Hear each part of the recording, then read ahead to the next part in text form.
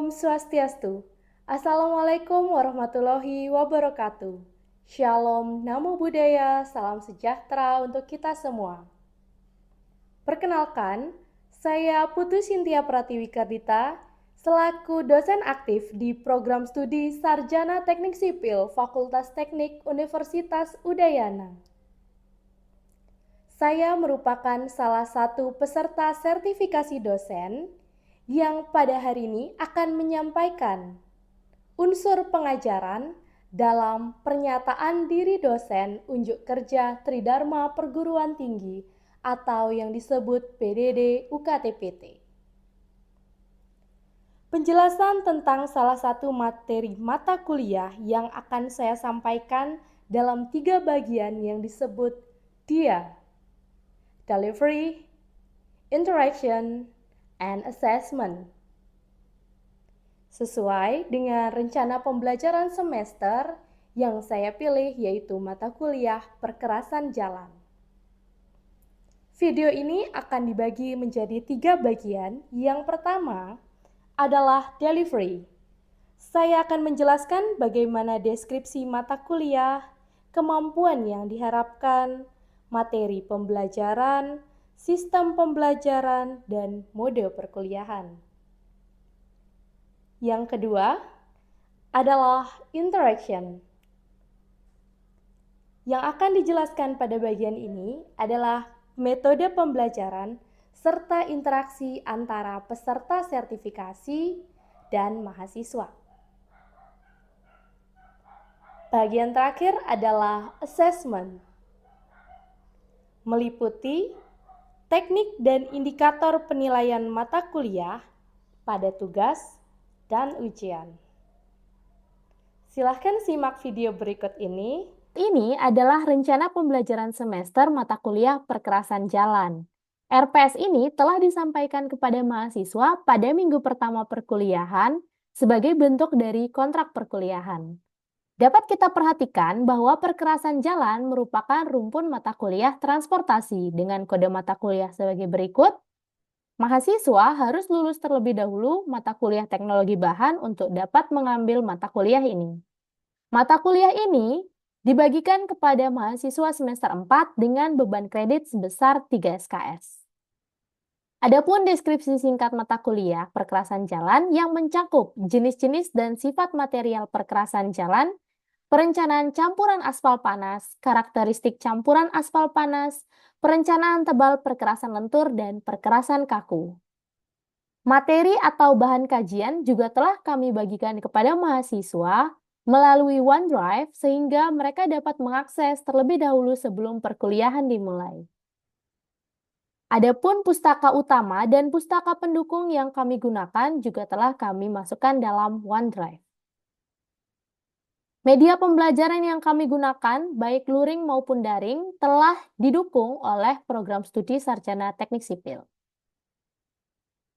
Untuk capaian pembelajaran lulusan atau kemampuan yang diharapkan pada lulusan dari mata kuliah ini yaitu sebagai berikut. Dapat kita perhatikan ada 3 CPL, di mana CPL 2 yaitu mampu mendesain komponen, CPL 7 mampu merencanakan, menyelesaikan, dan mengevaluasi tugas, CPL 8 mampu bekerja sama dalam tim. CPL ini diturunkan lagi menjadi CPMK atau capaian pembelajaran mata kuliah sebagai berikut. Yang pertama, CPMK 2 mampu mendesain campuran agregat atau blending. Lalu ada CPMK 7 mampu mengevaluasi gradasi dan proporsi material campuran. Adapun CPMK 8 mampu berkontribusi dalam tim secara efektif sesuai perannya. CPMK kami turunkan kembali menjadi sub CPMK yang akan dibahas setiap minggunya dalam perkuliahan. Ada 7 sub CPMK dalam mata kuliah ini sebagai berikut. Minggu 1 hingga minggu 4 adalah sebagai berikut. Dapat kita lihat materi pembelajarannya secara detail telah kami tuangkan dalam RPS, begitupun mahasiswa akan mengetahui bahwa inilah yang akan mereka pelajari nantinya setiap minggu. Apabila terdapat tugas dalam minggu tersebut, kami juga tentukan di sini tugas apa dan tugasnya bagaimana cara pengumpulannya seperti berikut. Ini adalah OneDrive yang kami gunakan untuk sharing bersama mahasiswa, baik sharing materi perkerasan jalan maupun melakukan kolaboratif lecture notes. Ini adalah diktat-diktat ataupun bahan materi yang kami gunakan dan kami sudah share ke mahasiswa pada minggu pertama. Lecture notes yang saya maksud setiap minggunya kami membagikan PowerPoint kosong kepada mahasiswa dan mahasiswa akan mencatat apa yang materi kami bagikan pada hari itu. Berikut ini adalah lecture notes sebagai contoh saya ambil minggu ke-6, di mana di sini mahasiswa selain mencatat, mahasiswa juga saya minta untuk langsung menghitung.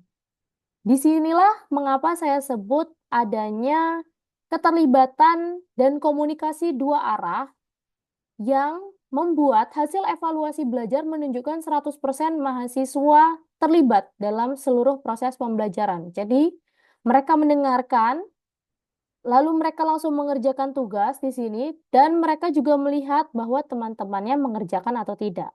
Mengapa saya menggunakan PowerPoint di sini? Karena PowerPoint merupakan salah satu bentuk adaptif dari seorang lulusan, apakah dia bisa menuangkan ide dan kreativitasnya untuk memberikan informasi kepada orang lain bahwa apa yang telah dia kerjakan, bagaimana step by step-nya. Kita lihat juga di contoh minggu ke-13, ini adalah catatan-catatan yang secara kreatif mereka susun. Dapat kita lihat. Selamat siang adik-adik. Ini adalah pertemuan ke-15 kita. Jadi seminggu lagi kita akan UAS. Namun sebelum itu, pada pertemuan kali ini kita akan membahas terakhir ya, materi terakhir itu jenis kerusakan pada perkerasan jalan. Sebelumnya kita sudah ngerjain tugas ya adik-adik, udah saya lihat juga tugasnya di lecture notes minggu 14, di mana beberapa hasil perhitungan adik-adik di sini sudah ada yang benar, namun masih ada beberapa narasi yang kalian kurang. Gak apa-apa, nanti kita akan bahas lagi, biar kalian lebih siap untuk menghadapi ujian minggu depan. Oke, sebelumnya adik-adik silahkan absensinya diedarkan di paraf ya.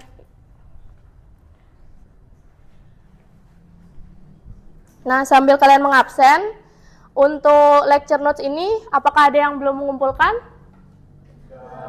Sudah semua ya? Oke, untuk itu kita langsung masuk aja ke materi hari ini sesuai dengan RPS. Yaitu di RPS-nya adalah pembahasan tentang kerusakan perkerasan jalan. Nah, kalau kalian nanti ada pertanyaan selama perkuliahan, silahkan langsung angkat tangan aja ya. Oke, untuk materi ini ada beberapa referensi yang bisa kalian pakai dan sudah saya masukkan ke folder di lecture notes. Jadi kalian tinggal akses saja. Yang mau kita bahas hari ini adalah tentang perkerasan jalan dari buku LTPP namanya. Untuk buku lainnya itu sebagai penunjang yang berisi tentang penelitian-penelitian kerusakan perkerasan dari negara lain, khususnya yang paling concern di sini adalah Amerika Serikat. Nah, ini adalah jenis kerusakan pertama yang adik-adik bisa lihat bahwa di sini ada fatigue cracking. Kalau kita bedah berdasarkan judulnya, fatigue itu apa sih? Kelelahan. Ya, jadi crackingnya ini disebabkan oleh kelelahan dari perkerasan itu. Kenapa perkerasan bisa lelah? Karena beban kendaraan. Terus ada beban apa lagi yang lewat di atasnya? Selain beban kendaraan. Kalau cuma beban kendaraan kayaknya dia cuma melendut deh. Drainase air. Kenapa? Aspal anti air. Oke, kita bilang aspal anti air. Nah, kalau misalnya dia terkena air hujan, katakanlah crack-nya mungkin tidak sebesar ini awalnya. Bolong kecil atau hanya retak kecil. Namun setelah sering banyaknya air masuk ya, sehingga dia meretakkan sisi lainnya. Selain itu adik-adik, kalau kalian lihat terjadinya kerusakan ini kayak jarang nggak sih terjadi di Bali? Yang ini? Atau pernah lihat? Di Karangasem banyak. Oke, kita simpan dulu kata kunci Karangasem. Di mana lagi? Di Ungasan Tanjakan. Grojogan kayak gini. Oke, terus kita simpan kata kuncinya nih. Nanti kalian bisa menemukan kira-kira kenapa kok kerusakan jalannya terjadi seperti ini. Ada Karangasem, ada Ungasan. Dua daerah berbeda.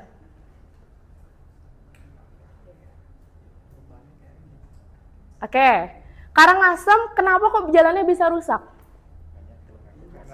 Banyak truk pengangkut pasir. Keungasan banyak truk berat juga nggak? Berarti beban kendaraan yang besar tidak dapat ditanggung oleh perkerasannya. Jadi kalau misalnya beban kendaraan terlalu besar, nah kalau lagi naik nih, beban kendaraannya kemana? Ke bawah, ke belakang kan? Lagi naik, ke belakang. Nah dia tuh kayak apa? Kulit kalian lipet-lipet kayak gini. Ya kan? Oke. Nah lanjut. Nah transverse cracking ini masih sama sebenarnya kayak sebelumnya. Hanya saja ini yang versi lebih jelasnya. Jadi kalau longitudinal dia memanjang, transverse itu dia melintang ya. Dan routing ini bisa kita perhatikan, wah ini bekas roda kendaraan nih. Terus-terus dilewatin oleh kendaraan berat karena ya apa ya? Bodi mereka besarnya segitu gitu kan, si bodi kendaraan besarnya segitu. Jadi mau lewat berkali-kali juga ke titik yang sama. Karena apa? Jalan di Bali sangat sempit. Jadi yang itu aja yang dilewatin. Routing ini juga terjadi di Mambal. Setelahnya pabrik Aqua ya, di Mambal itu pabrik Aqua keluar bahwa untuk masuk ke Denpasar itu banyak terjadi routing. Saya nggak tahu apakah routing ini juga terjadi di Karangasem. Banyak kan? Ya, padahal ya routing ini sama kayak penambalan tadi ataupun sama kayak kerusakan lainnya. Kalau dipadatkan dengan baik ya, dia posisinya ya benar gitu.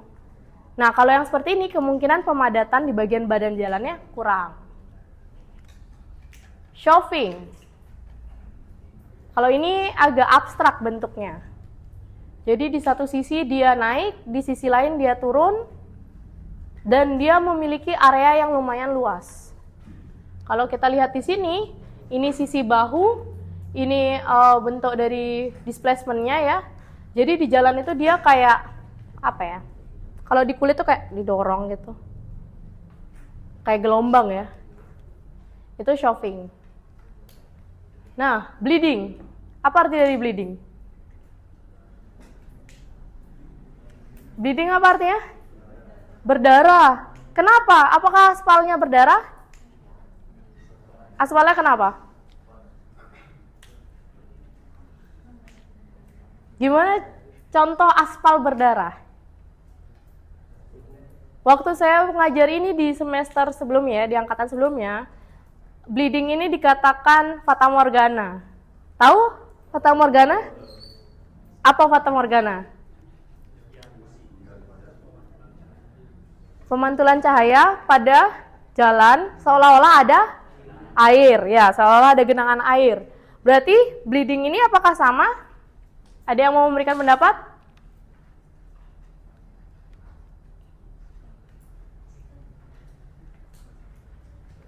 Saya yakin kalian pernah melihatnya, tapi kalian nggak sadar, oh ini ternyata namanya bleeding.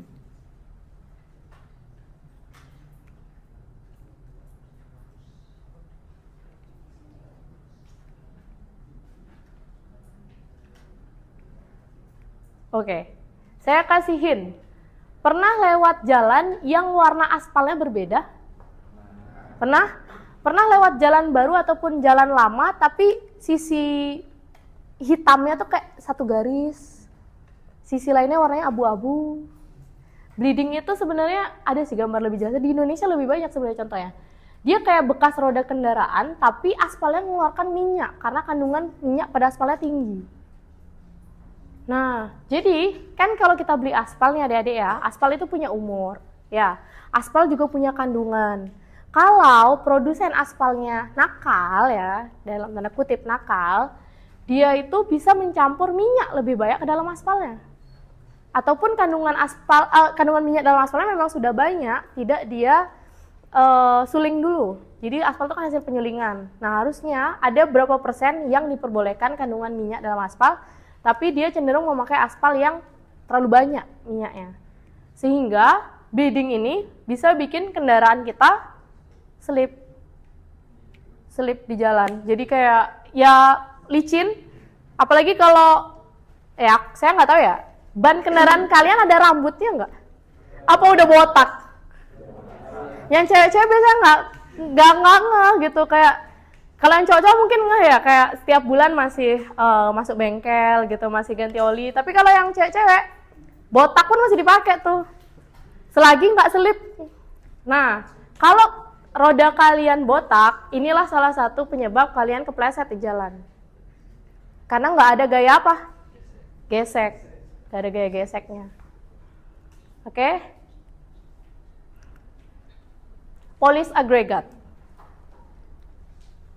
Polis nail. Bukan. Polis agregat. Jadi agregatnya itu dikatakan lepas enggak, tapi dia kayak apa sih namanya kalau kita di dinding itu kita ngapain? Ngamplas ya. Kayak aspalnya teramplas, jadi yang kelihatan cuma sisa agregatnya. Sakit nih kalau jatuh kakinya di sini nih. Perih. Ya, ada nih, jenis kerusakan ini ada. Oke, raveling. Di sini ada yang namanya ravel ya kalau nggak salah. Atau di kelas lain ya? Oh, ada kelas, ya bener ya namanya ravel. Nah, mungkin dia tipe perkerasan yang ini. Bukan. Oke.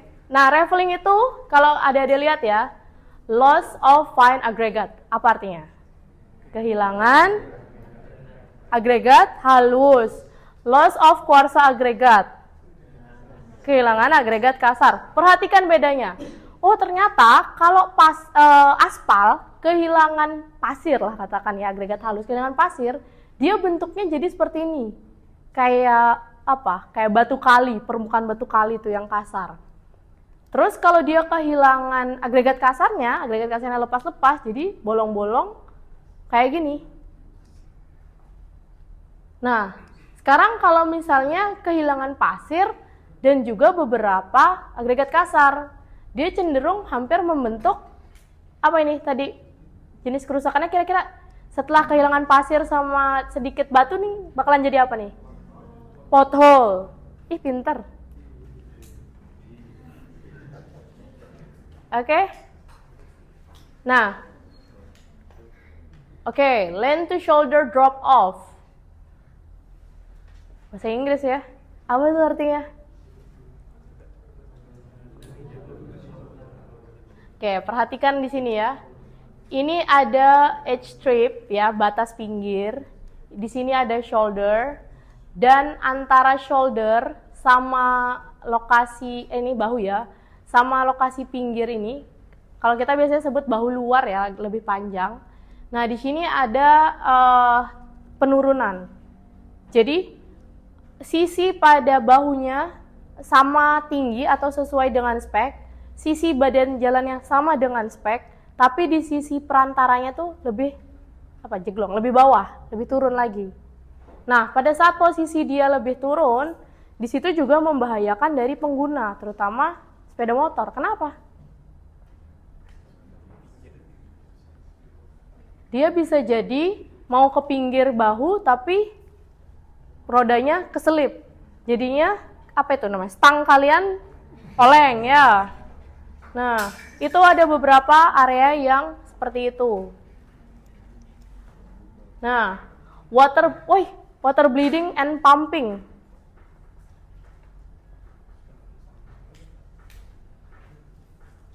Kira-kira kalau nggak tahu artinya kita lihat dulu. Kira-kira penyebab awalnya nih apa? Gitu. Air, ya karena water ya. Pertama dia terjadi crack. Ya, ini ceritanya nih.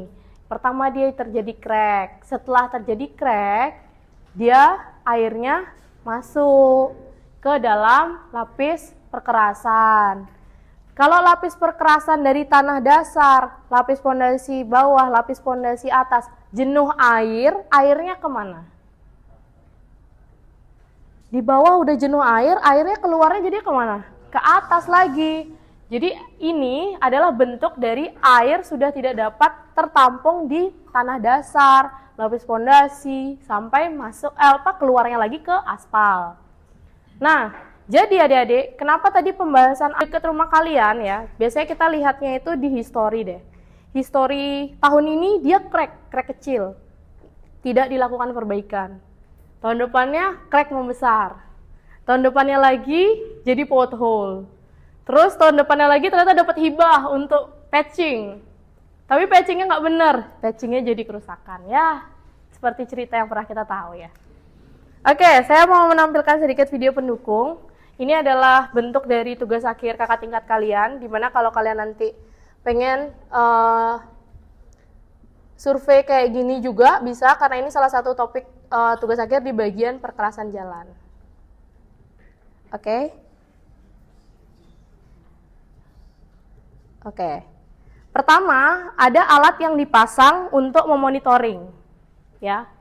Ada alat yang dipasang untuk memonitoring, baik dari sisi depan, tapi ini juga ada alat yang dipasang di sisi belakang kendaraan. Jadi, setiap kendaraan ini melewati kerusakan jalan, dari kerusakan jalan, data akan ditransfer pada alat tersebut untuk memberitahu, pertama, bisa dimensi. Kedua, bisa berapa frekuensi getaran yang dihasilkan.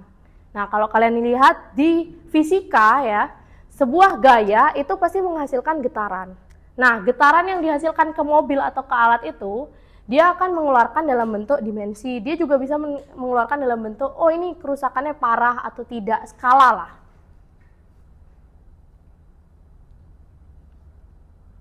Oke, ini juga bagian dari jalan ya. Jadi kalau nanti adik mau lulus, ya setelah lulus gitu misalnya mau kerja di Kementerian PUPR, itulah salah satu di bagian Bina Marga atau balai jalannya ya. Oke. Ini di stop dulu. Nah, ini adalah aplikasi yang bisa dari HP. Jadi HP-nya ya, kalian punya HP gitu, katakanlah ini HP ya. Terus kalian tempel di kaca mobil yang paling stabil. Biasanya kan beberapa kaca tuh ada yang bentuknya miring ya kan. Ada beberapa kaca yang nggak lurus. Nah, kalian bisa taruh di posisi yang paling stabil. Boleh juga di bodi mobilnya. Nah, nanti dari HP-nya itu setiap mobilnya dijalankan biasa aja, atur kecepatannya. Misalnya mobil ini saya atur kecepatannya 30, 40, 50, 60. Karena di setiap kecepatan berbeda, tentu rasa getarannya beda kan? Kalau kalian, katakanlah bolongannya kecil gitu, atau kerusakannya kecil di jalan. Kalau kalian ngebut, kerasa nggak? Masa kerasa? Kalau bolongannya besar, kalian jalan pelan-pelan, kerasa nggak? Tapi mana bedanya sama yang ngebut?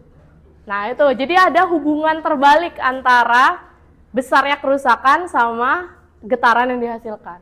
Coba kita perhatikan. Nih, dia melewati jalan rusak ya. Sambil dia melewati, ini alatnya dia mengeluarkan definisi atau keluaran angka. Jadi setiap ada getaran besar, alat akan mengeluarkan angka gitu ya nih. Berapa sih getarannya? Nah, itu nanti diketahui hubungannya ini sama GPS. Jadi GPS kita hidupkan di sini, kita jalan selama 10 km katakan ke depan, nanti GPS akan hasil dari GPS itu akan mengeluarkan dua.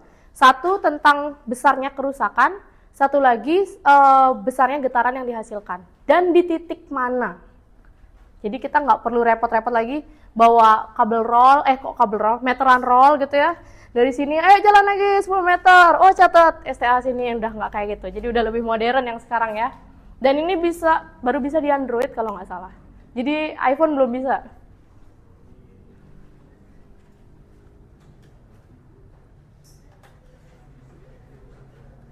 Nah, tapi dari jalan ini juga ya, dari alat ini juga masih perlu beberapa seperti kalibrasi lagi ya. Karena contohnya di Bali lebih susah untuk menentukan waktu pengukurannya adik-adik. Karena setiap mobil mengerem itu dihitung sebagai perkerasan yang sangat besar. Jadi, padahal kita mungkin ngerem karena macet aja depan. Gitu. Makanya kenapa kakak-kakak tingkat yang ngambil tugas akhirnya ini ya, saya selalu mendapatkan mereka itu survei di jam 2 subuh, 3 subuh. Kayak gitu. Dimana kondisi lalu lintasnya sedang lengang sehingga mereka bisa atur kecepatan mereka. Misalnya sekarang 10 kilo dengan kecepatan 60. 10 kilo dengan kecepatan yang lebih rendah 30. Kayak gitu. Oke. Nah, ada pertanyaan? Oke, silahkan. Tadi kan Ibu jelasin kalau misalnya kerusakan pada kekerasan itu beda-beda. Gimana cara kita tahu cara untuk mengukur kerusakan pada kekerasan itu? Apakah caranya sama Oke, tadi yang pothole katanya udah dijawab ya sama adik-adik ya. Katanya dengan volume. Nah, kalau crack gimana cara ngukurnya? Ada yang mau jawab? Ya? Mungkin kalau crack itu bisa diukur melalui panjang dari garis crack dan juga lebarnya, jadi semakin luas. Cracknya. Kalau cracknya berbentuk area ya. Tapi kalau cracknya berbentuk lurus kayak gini? Kalau misalkan lurus kayak itu mungkin diukur sepanjang crack itu, atau bisa mungkin istilahnya meter lari. Meter lari aja. Oke, sepanjangnya itu aja ya. Oke, betul ya. Nah, kalau patch ada yang tahu? Gimana ngukur patch? Luasannya aja. Nah, kalau patchnya ada kedalaman, boleh tambahin tinggi atau kedalamannya? Boleh. Oke. Ada lagi pertanyaan? Ya, sepertinya tidak ada lagi pertanyaan. Saya akan memberikan kisi-kisi UAS. Jadi adik-adik sudah membuat lecture notes ya. Karena UTS-nya itu dari lecture notes 1 sampai 7, berarti UAS-nya tinggal kalian pelajari dari lecture notes 9 sampai 15 ini. Oke? Kalau tidak ada pertanyaan, saya izin menutup kelasnya. Selamat sore. Berikut ini adalah contoh tugas dan ujian yang kami gunakan dalam mata kuliah perkerasan jalan. Dapat dilihat pada tugas, di sini dapat dibedakan cara perhitungannya berdasarkan NIM, ya, NIM ganjil dan NIM genap. Untuk ujian akhir semester, seperti contoh ini dapat diperhatikan, kami memberikan sub CPMK berapa pada soal nomor berapa, dan juga untuk skor masing-masing soal, sehingga mahasiswa bisa mengetahui jika dia mengerjakan soal full, berapa sih maksimal skor yang bisa dia dapat. Kami gabungkan antara teori dan soal perhitungan sebagai berikut. Bagaimana cara kami melakukan perhitungan baik dari tugas dan ujian yang mereka kerjakan. Untuk tugas sendiri itu bobotnya 60%, dan ujian, ada ujian tengah semester dan ujian akhir semester, itu masing-masing bobotnya adalah 20%, dan jika ditotal adalah 100%. Mahasiswa dinyatakan lulus dengan rentang penilaian sebagai berikut. A itu adalah 80 hingga 100, B plus itu 70 hingga kurang dari 80, dan seterusnya. Pada RPS ini juga kami cantumkan tugas 1 atau kuis 1 atau UTS, UAS itu bobotnya mencapai capaian pembelajaran yang mana saja, seperti itu. Apabila mereka hanya memiliki tugas 1 dan tidak mengumpulkan tugas 2, 3, 4, dan yang lainnya, akan seperti apa nilainya, mereka dapat menghitung sendiri. Dan apabila UAS atau UTS mereka tidak mencapai nilai terbaik, akan seperti apa mereka juga bisa nilai sendiri. Sehingga ini adalah bentuk dari transparansi antara dosen dan mahasiswa. Sekian penyampaian unsur pengajaran dalam pernyataan diri dosen unjuk kerja Tridharma Perguruan Tinggi. Terima kasih.